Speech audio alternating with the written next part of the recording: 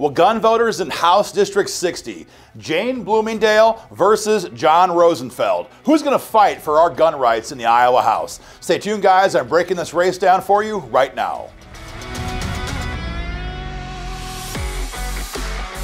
Hey guys, Aaron Dorr here with Iowa Gun Owners. The primary is almost here, and in northern Iowa, there's a big primary matching up between John Rosenfeld and longtime incumbent state rep Jane Bloomingdale. It's right up here up against the Minnesota border. It's Worth County, Mitchell County, and then about half of Cerro, Gordo, and a tiny bit of Floyd County. And again, Jane Bloomingdale is a long-term incumbent in this race. She's been here for 8 years. But the question that you're asking us now, as the primary is right around the corner, is between these two candidates, who's going to fight for our gun rights?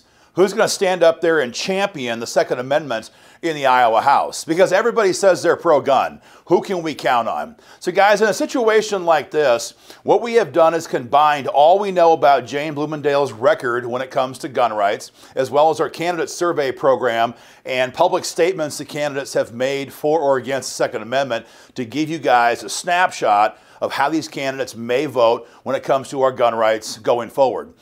I'm going to begin with John Rosenfeld. John is surveyed 100% pro-gun with Iowa gun owners. And what that means is that every question we asked him, he had the pro-gun response, number one. But number two, it means that John Rosenfeld has promised to lead in the fight for gun rights by pledging to sponsor pro-gun bills. I've got about half the questions of our survey on the board here. I'm going to break these down for you. But to see all of our survey questions and all of his answers, go to our website and see a lot more information there, iowagunowners.org. The first question we asked John Rosenfeld is about the Second Amendment Preservation Act. We call it SAPA law for short. SAPA is a must-do for gun owners here in Iowa. We've got good gun laws here. We've all made that happen collectively. Problem is, Joe Biden doesn't give a damn about state sovereignty, and he is signing executive orders one after the next, banning pistol braces, redefining what a firearms dealer is, maintaining the war against bump stocks. And the problem with all that is that he expects, and he is ordering Iowa cops to enforce it. And SAPA law asserts our state sovereignty and tells Joe Biden, this is a sovereign state. We have our own state constitution. It defends the Second Amendment. Our cops work for our taxpayers. They enforce the laws of our General Assembly. And if you want to have your tyranny enforced here in Iowa, you better have your own manpower to do it. Iowa cops will only enforce Iowa law when it comes to firearms and ammunition. This is the law in a growing number of Republican states. We desperately need it here in Iowa. And thankfully, John Rosenfeld, 100% on the Second Amendment Preservation Act. We also asked John about enhanced stand your ground law. You guys probably know this. We have stand your ground law. We passed it in 2017. The problem is the version we have was made weak in the committee process. So right now here in Iowa, you can only invoke stand your ground law on your appeal. That means you're already convicted. You're already in jail, very likely. Your life is a country song. And then after you're convicted and probably broke and lost your job and your neighbors think you're a killer, you get to then, on your appeal, invoke stand your ground law. That's crazy. We have to fix that. The other problem with stand your ground law is right now, in the eyes of the law, if you draw, let alone use your firearm in a defensive situation, you're presumed guilty. You might be asking yourself, well, this is America. We're supposed to be innocent until proven guilty. Well, that might be.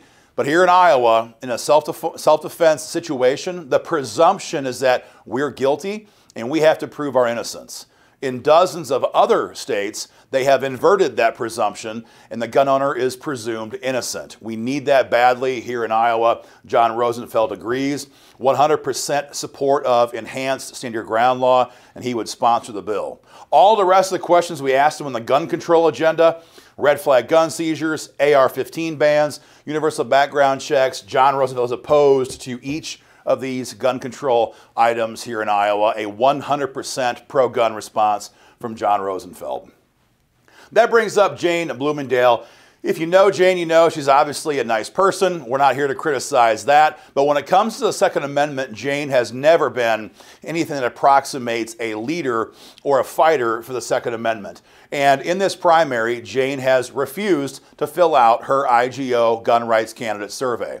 And so all the questions that John Rosenfeld answered 100% pro-gun, Jane refuses to put her views in writing and on the record. So we don't have a specific answer to give you on all these questions. SEPA, enhanced stand your ground law, red flags, AR-15 bans, background checks, all of it. There's no answers forthcoming from Jane.